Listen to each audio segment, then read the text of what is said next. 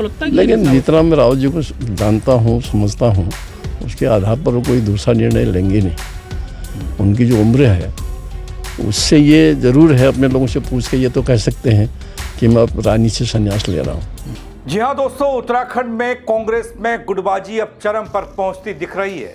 हालात इतने बिगड़ चुके हैं कि अब विधायक तक सामूहिक इस्तीफे की बात करने लगे हैं। क्या कांग्रेस के अंदर बगावत खुलकर सामने आ चुकी है? क्या पार्टी के नेतृत्व हालात संभालने में नाकाम दिख रहा है? आखिर क्यों बढ़ रही है अंदरूनी खींचातान? क्या ये 2027 चुनाव से पहले बड़ी टूट का संकेत है? और सबसे बड़ा सवाल ये, क्या गुटबाजी कांग्रेस की सत्ता में वापसी की उम्मीदों पर पानी फेर देगी? बताऊंगा आपको पूरी खबर अपने इस रिपोर्ट के जरिए। नमस्कार पहलाक, मैं पंकज रौतेला, आप देख रहे हैं अपना उत्तराखंड न्यूज। दोस्तों, वो 28 मार्च की तारीख थी जब कांग्रेस ने 6 नेताओं को पार्टी में ज्वाइनिंग कराई। तभी से शुरू हुआ विवाद थमने का नाम नहीं ले रहा है। जहां हरीश रावत रामनगर के नेता संजय नेगी को कांग्रेस में शामिल कराना चाहते थे, लेकिन उनकी बात नहीं सुनी गई। इससे नाराज होकर हरदा 15 दिन के राजनीतिक अवकाश पर चले गए। अब उत्तराखंड कांग्रेस के एक कद्दावर विधायक ने सोशल मीडिया पर पोस्ट लिखकर बगावत की धमकी दी, खलबली मचाने का काम किया। जी हां दोस्तों, हरीश रावत के नाराज होकर राजनीतिक अवकाश में जाने को लेकर अब कांग्रेस में घमासान, पराकाष्ठा हो गई है। कांग्रेस के जो नेता उनके साथ थे वो अब खुलकर बोलने भी लगे हैं। पहले पूर्व विधानसभा अध्यक्ष गोविंद सिंह कुंजवाल ने हरीश रावत का समर्थन किया। इस पर हरक सिंह रावत ने पलटवार किया। तो अब धारचूला से कांग्रेस के विधायक हरीश धामी ने तो सीधे ही मोर्चा खोल दिया है।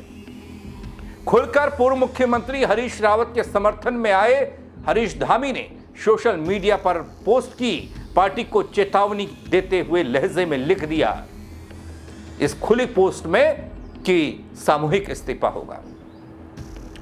दोस्तों, मैं आपको गोविंद सिंह कुंजवाल का हरीश रावत को समर्थन दिखाऊं, बताऊं, कांग्रेस के ही नेता हरक सिंह रावत का हरीश रावत पर तंज दिखाऊं, उससे पहले आप ये पोस्ट देखिए।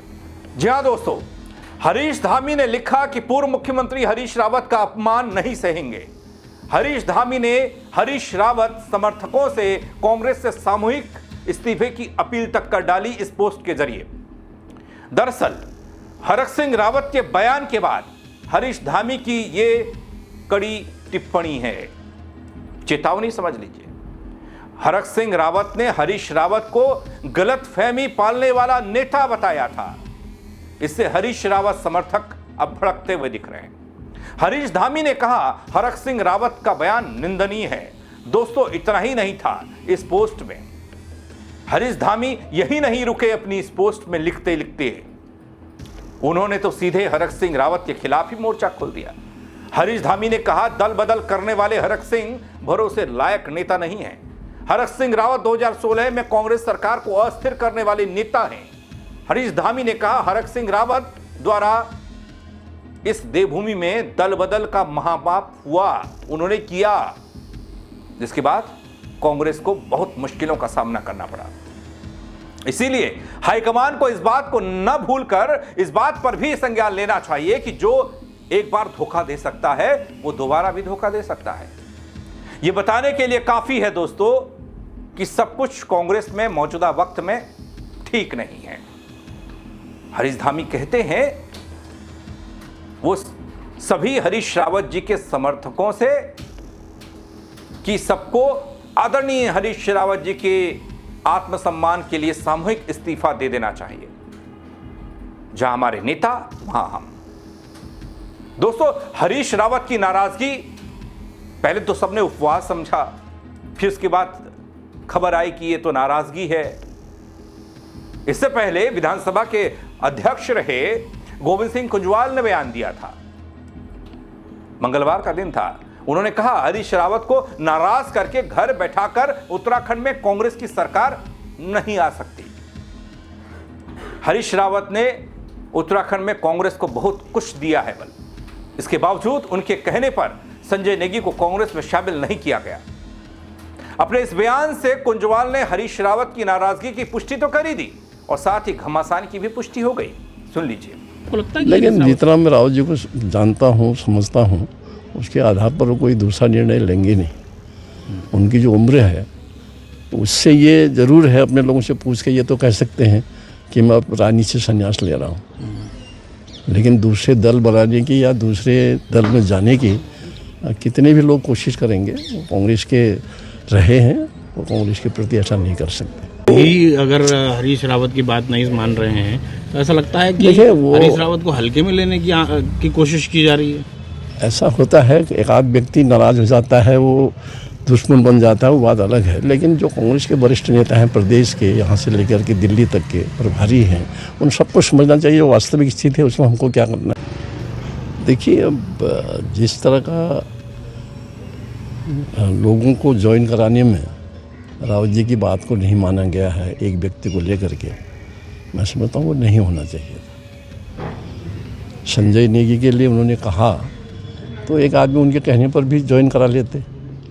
संजय नेगी में कोई ऐसा तो है नहीं कि वो बिल्कुल, उसने आज तक कांग्रेस को ही अनशन कहा है, कभी भी उसने कांग्रेस के बारे में एक शब्द कभी नहीं बोला होगा। हाँ, व्यक्तियों से उसका राग द्वेष हो सकता है, ये हम मानते हैं, लेकिन कांग्रेस पार्टी के प्रति हमेशा उसने जो बात कही होगी ठीक बात कही होगी, और किसी दूसरे दल में भी नहीं गया। निर्दलीय है, निर्दलीय के बाद भी अगर हारता है तो घर बैठता है, उसके साथ दल बल भी है। तो ऐसे व्यक्ति को कांग्रेस को मजबूत करने के लिए अगर संजय नेगी आ जाता तो फिर हमारी कांग्रेस की सीट को, जिसको भी टिकट मिलता, रामनगर की सीट को कोई हरा नहीं सकता था कांग्रेस के उम्मीदवार को। ये सब कहते हैं, नीचे से ऊपर से सारे लोग कहते हैं। तो ऐसी स्थिति में केवल आपसी व्यक्तियों के मनोमुटाव के कारण एक दूसरे को नीचा दिखाने के लिए अगर इस तरह का निर्णय लिया जाता है तो उससे पार्टी कहीं आगे नहीं बढ़ती है, पार्टी में बड़ा नुकसान होता है। फिर हरीश रावत तो मतलब ऐसे मतलब इस प्रदेश के आज उनको नाराज़ कर देंगे तो मैं तो ये साफ कहता हूँ कि कभी कांग्रेस आ ही नहीं सकती। वो नाराज़ हो जाएंगे तो उनके इतने लोग आज भी हैं, पूरे प्रदेश के अंदर हैं, और दो लोकसभा सीटों से तो वो नेता ही रहे हैं, कई बार के रहे हैं, आज भी नेतागिरी करते हैं। तो ऐसे में आदमी की जो मजबूती है उसका लाभ हमको लेना चाहिए। नाराज़ करेंगे तो निश्चित रूप से कांग्रेस को नुकसान होगा। लेकिन दोस्तों, इतना बार होता तो ठीक था, लेकिन ये भी ठीक कहा कांग्रेस के लिए। लेकिन इससे इतर गुटबाजी और इस धड़ेबाजी की प्रकाशा कैसे हो रही है, चरम पर पहुंच रही है, वो तब दिखाई दिया जब हरीश रावत को लेकर हरक सिंह रावत ने बयान दिया। और ऐसी ही स्थिति जब हरक सिंह रावत कांग्रेस में आ रहे थे उस वक्त भी थी। हरक सिंह रावत के कांग्रेस में एंट्री को लेकर हरक सिंह रावत सहमत नहीं थे, लेकिन एन केन प्रकारेण उस समय सहमति बन गई, मंचों पर एकजुटता भी दिखी। लेकिन ये एकजुटता आज खाई में तब्दील होती फिर दिख रही है। सुनिए तो हरक सिंह रावत को। मैंने एक बात कही कि लोग कहते थे Indira is India, India is Indira. लोग स्वतः इंदिरा गांधी नहीं रहेंगी तो देश कैसे चलेगा? लेकिन चलाया ना, भले ही प्रतिकूल परिस्थितियां थी, पूरा देश शोक में डूबा था, इंदिरा गांधी जी की हत्या, जो शहीद हुई इंदिरा गांधी। लेकिन राजीव गांधी जो एक पायलट था, भले राजीव गांधी इंदिरा गांधी जी का ही पुत्र था, लेकिन राजनीति से कोई, संजय गांधी जी का तो संपर्क था, लेकिन राजीव गांधी तो बिल्कुल राजनीति से तटस्थ है। लेकिन वो जब उनको प्रधानमंत्री की जिम्मेदारी मिली तो उन्होंने चलाया नहीं चलाया देश में करो। इसलिए मैंने ये कहा कि किसी को भी, किसी भी राजनीतिक दल में, वो कल मैं कांग्रेस की बात नहीं कर रहा हूँ, मैंने एक जनरल बात कह रहा हूँ। माना कल हरक सिंह नहीं होगा तो क्या कुछ चलेगा नहीं? क्या हरक सिंह नहीं होगा, आज मेरे पिताजी नहीं है, माना तो क्या हमारा परिवार नहीं चल रहा क्या? और कभी हमको लगता था यार पिताजी नहीं रहेंगे तो कैसे चलेगा मेरा परिवार? कल मैं नहीं रहूंगा तो क्या मेरा परिवार नहीं चलेगा क्या? हो सकता है थोड़ा संघर्ष करना पड़े, हो सकता है थोड़ा उतार चढ़ाव आए, ये इसलिए गलत फहमी नहीं। कांग्रेस बहुत बड़ा परिवार है भाई। कांग्रेस कोई हरक सिंह की नहीं है, कांग्रेस कोई किसी एक व्यक्ति की नहीं है। कांग्रेस की एक विचारधारा है और इस आज़ादी के आंदोलन से उपजी हुई कांग्रेस है। सुभाष चंद्र बोस भी इसके अध्यक्ष रहे हैं कांग्रेस के। तो इसलिए हम ठीक है, नाराजगी अपनों से ही होती है। अगर आपस में नाराजगी भी होती है, हम भी होते हैं कई बार नाराज। हम तो पार्टी के नेता नाराज होते हैं, पार्टी के नेताओं से, अपने लीडरशिप से अपना दुख सुख व्यक्त करते हैं। हमको कोई चीज़ अच्छी नहीं लगती तो हम कहते हैं। तो इसलिए अगर ये कहना कि नहीं साहब इससे कांग्रेस को नुकसान, जानबूझ के जो ये माहौल बनाया जा रहा है, ये इशू बनाया जा रहा है, ये मैं सोचता हूँ ये उत्तराखंड के हित में नहीं। कांग्रेस तो छोड़ो आप, इस समय लोगों की टकटकी लगा के कांग्रेस तरफ देख रहे हैं। और हम अगर कांग्रेस को ही कमजोर करेंगे, लोग टकटकी लगा कांग्रेस को देख रहे हैं कि भाई ये भाजपा को हटाएं, भाजपा को हटाना बहुत जरूरी है और कांग्रेस को लाना अगर भाजपा को हटाना चाहते हैं लोग तो किसको लाएंगे? पहले मुझे बता दो, यूकेटी का बस का है नहीं। जी हां दोस्तों, कांग्रेस के भीतर हरक सिंह रावत ने यह बयान देकर खलबली मचा दी। हरीश रावत को लेकर दिया गया यह बयान अब हरीश रावत के खेमे के लोगों को नागवार गुजर रहा है। हरक सिंह रावत ने आरोप लगाने वालों पर पलटवार किया, कह दिया Indira is India, India is Indira का भी नारा था, लेकिन देश आज भी चल रहा है। यानी कि हरीश रावत जरूरी नहीं है, किसी के आने जाने से कोई फर्क नहीं पड़ता, बस थोड़ा सा दिक्कत जरूर होती है। यही तो है कांग्रेस की असली परेशानी, जो कांग्रेस को शायद सत्ता से दूर रखे हुए है। वैसे इस बात को सभी लोग भली भांति जानते हैं, सियासी लोग भी और सामाजिक लोग भी। जो सियासत का क भी नहीं जानते होंगे, लेकिन वो इस बात को जानते होंगे कि कांग्रेस के अंदर क्या है। तो साफ है, उत्तराखंड कांग्रेस में सियासी घमासान है और खुलकर सामने आ रहा है। एक तरफ हरीश रावत की नाराजगी, हरीश रावत का गुट, दूसरी तरफ हरक सिंह रावत के ये बयान और विधायक और विधायकों की सामूहिक इस्तीफे की बात एक विधायक का लिखना। दोस्तों, क्या कांग्रेस इस अंदरूनी कलह से उबर पाएगी या फिर नहीं? फिर तो चुनाव आज ही हार गई कांग्रेस। और कांग्रेस हाईकमान क्या कर रहा?